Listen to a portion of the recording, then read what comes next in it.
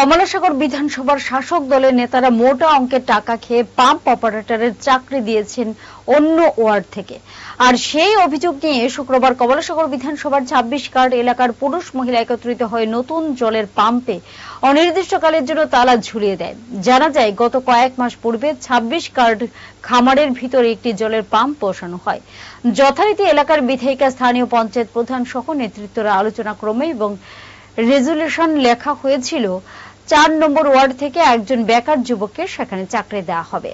কিন্তু আচমকা প্রাক্তন পঞ্চায়েত প্রধানের ছেলে অমরেশ সরকারকে সেই চাকরি দিয়ে দেয়। এরই প্রেক্ষিতে জনগণ আন্দোলনে নামেন। স্থানীয়দের অভিযোগ, মণ্ডল সভাপতি এবং বিধায়িকা মোটা অঙ্কের টাকা খেয়ে চাকরি তাকে দিয়ে দিয়েছে। এই কারণে এদিন তালা ঝুলিয়ে আন্দোলনে নামে এলাকার লোকজন।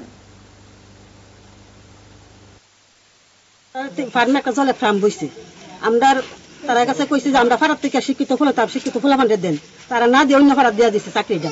তো আমরা চাইতেছি আমরা ফারাত মধ্যে এটা থাক, অন্য ফারাত দিলে আমরা মানতাম না।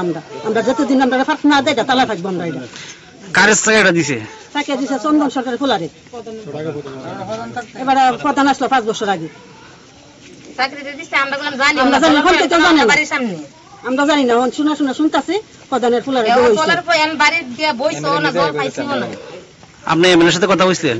আমরা কইছি এমএলএ কইছে যে না ফারাতটা ফারাতই থাকবো। নিজে এমএলএ তাই কইয়া গেছে এমন কষ্ট করছে কিন্তু কাজটা নিজে কইয়া গেছে মানে তার মনে টাকা আছে নিশ্চয়ই, নাহলে কাজ যেমন করতে গেলে কে টাকা আছে কে মনে এমএলএ মনে খাইছে, মনে প্রধান মনে খাইছে, নাহলে কাজটা করতে গেলে